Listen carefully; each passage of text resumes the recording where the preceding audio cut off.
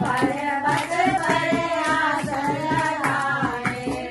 नारी बनी मणिहारी बनी, शिव की नारी बनी मणिहारी बनी। बिना गजला के उतना बुलाए, पर्वत पर आसन लगाए।